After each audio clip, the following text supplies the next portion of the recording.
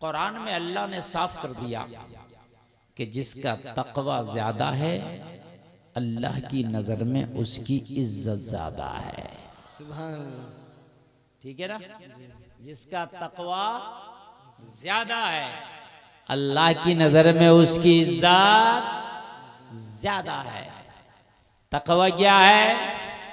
अल्लाह की खौफ से बुरा काम ना करें, कोई देखे या ना देखे अल्लाह देख रहा है। मैंने हराम की तरफ हाथ बढ़ाया, दिल में ख्याल आया कोई देखे या न देखे रब देख रहा है, मैंने हाथ पीछे खींच लिया, इसी का नाम तकवा है। सुभान बात समझ में आ रही है कि नहीं आ रही है? इसी का नाम तकवा है। हजरत यूसुफ अलैहिस्सलाम को जुलेखा ने 7 तालों में बंद कर दिया और बंद करने के बाद चाबी अपने कब्जे में ले ली और अपने कब्जे में लेने के बाद बोली यूसुफ मैं बड़ी बेकरार हूँ तेरे लिए। यूसुफ मैंने बाज़ार से ख़रीदवाया है तुझको। यूसुफ मैंने अपनी सारी असासे तेरे ख़रीदने में खर्च कर दी हैं। मैं इस वक्त मालूम है मेरी बहुत बड़ी पोस्ट है, मैं अजीज़ मिस्र की बीवी हूँ, लेकिन मैं क्या करूँ दिल हार बैठी हूँ। यूसुफ मैं जो चाहती हूँ अब वो करना होगा। अब तुम भाग नहीं सकते, 7 तालों में बंद हो। अब तुम कहीं जा नहीं सकते, 7 तालों में बंद हो, कोई देखने वाला नहीं है, मैं हूं तुम हो। हज़रत यूसुफ ने फरमाया जुलेखा चाबियां तेरे पास है, तकदीर मेरे अल्लाह के पास है। सुभान अल्लाह सुभान अल्लाह, यार जोर से बोलो सुभान अल्लाह। चाबियां तेरे पास हैं, मुकद्दर का मालिक मेरा रब है। अगर वो चाहेगा तो 7 तालों में भी यूसुफ को पाक दामनी के साथ बचा लेगा।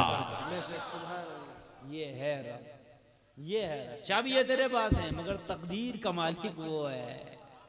उसने अगर लिख दिया मेरा यूसुफ पाक है तो मैं पाक रहूंगा, और तेरी नापाक इरादे अजाइम मेरे कुछ नहीं कर सकते।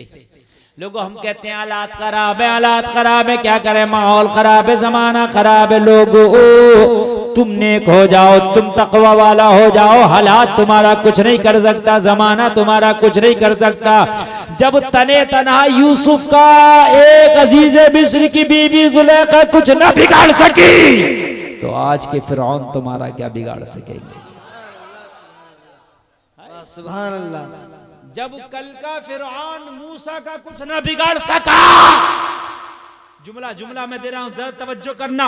कल का फिरौन मूसा का कुछ न बिगाड़ सका, कल का नमरूद इब्राहिम का कुछ न बिगाड़ सका, कल की जुलेखा यूसुफ का कुछ न बिगाड़ सकी, कल का यजीद हुसैन का कुछ न बिगाड़ सका, तो ये आज के फिरौन तुम्हारा क्या बिगाड़ेंगे? क्या बिगाड़ेंगे? लेकिन शर्त ये है कि तकवा अच्छा हो। बेशक अल्लाह ने दूसरी जगह फरमाया कुरान में, वला तहिनु वला तहजनु अंतुमुल अअलौना इन कुंतुम मुमिनीन। अल्लाह फरमाता गम ना करो, रंज ना करो, अंतुमुल अअलौन तुम ही कामयाब हो, इन कुंतुम मुमिनीन शर्त ये है कि ईमान वाले हो जाओ, पक्के ईमान वाले हो जाओ, मोमिन कामिल हो जाओ। अगर ईमान पक्का होगा तो ये जमाना तेरा कुछ नहीं बिगाड़ सकता। हमारा ईमान कमजोर है, इसलिए हमें कभी अमेरिका डराता है, कभी ब्रिटेन डराता है, कभी यहाँ के फिरौन डराते हैं। फिरौन समझ रहे हैं ना? आप तो समझ रहे हैं, आप खूब समझते हैं। ये छोटे छोटे फिरौन क्या डराएंगे तुम्हें जब बड़ा फिरौन कुछ ना कर सका। बात समझ में आ रही कि नहीं आ रही? ख्वाजा गरीब नवाज जब हिंदुस्तान की धरती पर आए तो हथियार लेके नहीं आए, ईमान लेके आए। जरा जोर से बोल दो यार। फौज नहीं लेके आए, तख्त नहीं लेके आए, ताज नहीं लेके आए, बल्कि मुस्तफा की मोहब्बत लेके आए, है ना? आए यहाँ का कल्चर अलग था, मोइनुद्दीन का कल्चर अलग जी, एकदम अलग था। यहाँ की इबादत का तरीका अलग, उनकी इबादत का तरीका अलग, ठीक है नहीं है?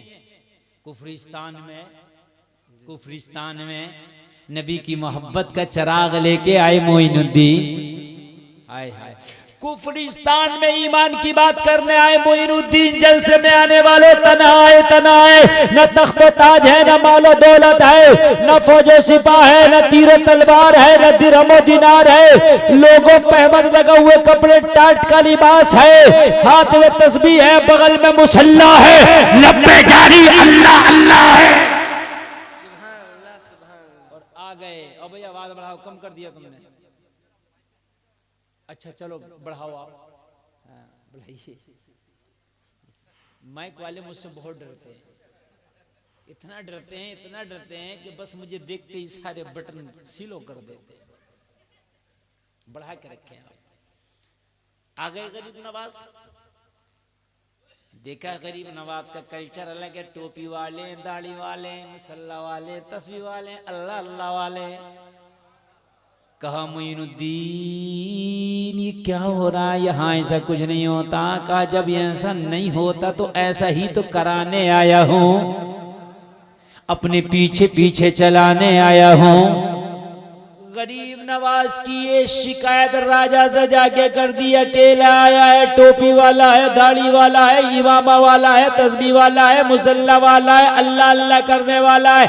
यहाँ के कल्चर से अलग है, यहाँ की रीत से अलग है, यहाँ के रिवाज से अलग है। राजा ने कहा उसका बोरिया बिस्तरा उठाओ और यहाँ से फेंक दो। लोगों जरा गौर करो, फौज का एक दस्ता कमांडर लेकर के आया, गरीब नवाज की बारगाह में आके खड़ा हो गया। मोइनुद्दीन भारत की धरती को छोड़ना होगा, यहाँ इस कल्चर का कोई काम नहीं है, अल्लाह अल्लाह का कोई काम नहीं है, टोपी दाढ़ी का कोई काम नहीं है। गरीब नवाज ने फरमाया आने वाले तू है कौन, जरा अपना तारुफ तो करा, परिचय तो करा, इंट्रोडक्शन तो करा। आने वाला कहने लगा मैं राजा की फौज का एक कमांडर हूँ, अपनी फौज की छोटी सी टुकड़ी को लेके आया हूँ मोइनुद्दीन। अगर ऐसे जाओगे तो चले जाओ, वरना उठा करके फेंक दिए जाओगे। तीर तलवार का इस्तेमाल किया गया तो हाथ जान से धो बैठोगे।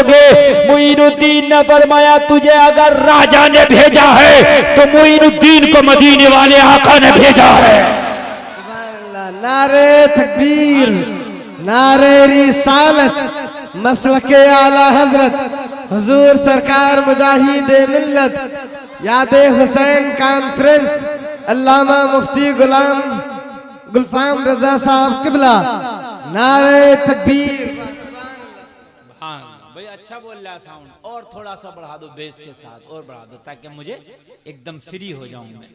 हाय हाय। कहा अगर तुझे राजा ने भेजा है तो मुझे मदीने वाले आका ने भेजा है। तू तीर और तलवार लेके आया है तो मैं मदीने वाले का किरदार लेके आया हूँ। बेशक सुभान अल्लाह।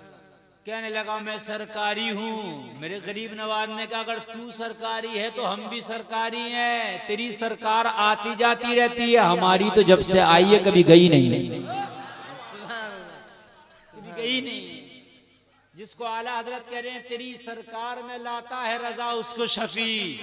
जब मेरा गौस है और लाडला बेटा तेरा कि मोहम्मद से वफा तूने तो हम तेरे हैं। ये जहां चीज है क्या लोहो कलम तेरे। कहना गरीब नवाज उठना तो पड़ेगा, मोइनुद्दीन उठना तो पड़ेगा। कहा हमें तो उठना दूसरी बात है, वो बड़ी बात है, हमें उठाओगे। जिन ऊंट पर बैठ के आए पहले इन्हीं को उठा दो।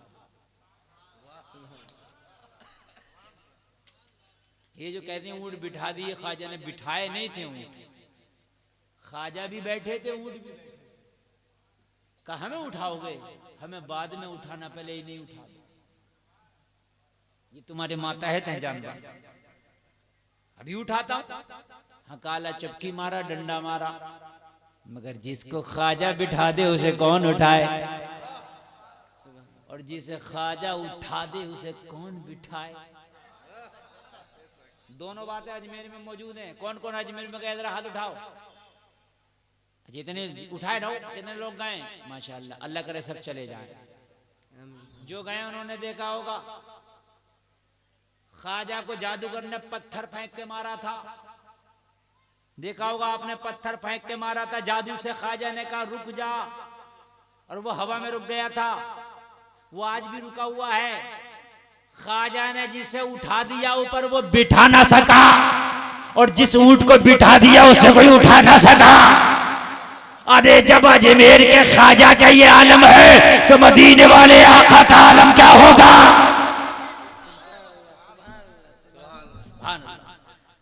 पत्थर को उठाया ख्वाजा ने। माशाअल्लाह सुभान अल्लाह। नारे तकबीर, नारे रिसालत। वहीं उठा दिया, वहीं पत्थर को रोक दिया, पत्थर हवा में रुक गया। वो पत्थर हवा में रुका हुआ था, अब तक वो नीचे से कुछ लगा दिया है, अब लगाया उन लोगों ने, अब भी एक हिस्सा उसका हवा में ही है, जिसे ख्वाजा उठाने कोई बिठा ना पाए, और जिसे बिठाने कोई उठा ना पाए। हाय हाय, जरा गौर करें। जब ऊंट ना उठा, कहने लगा ख्वाजा से श्रीमान ये तो बताइए आपने क्या कर दिया। ख्वाजा ने कहा इसी में खैरियत है कि हमने ऊंट को बिठाया है, अगर तुझको बिठा दिया ना तो तेरे बच्चे यतीम रह जाएंगे।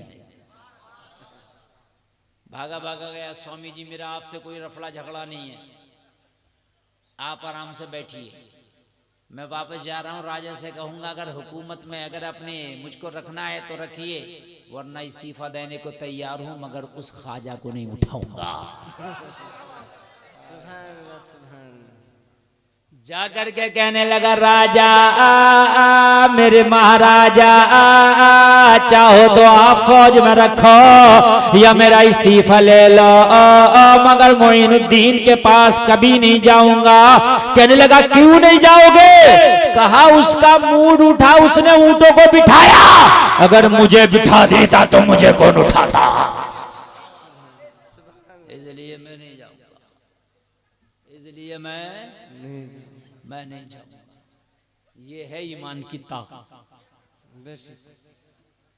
जब एक पूरा राजा एक मोइनुद्दीन को न भगा सका तो 30 करोड़ को कौन भगाएगा? है कि नहीं? मगर ईमान मजबूत होना चाहिए। जब ईमान कमजोर होता है तो हम सबसे डरते हैं, और जब ईमान कमजोर नहीं मजबूत होता है तो तुझसे सब डरते हैं।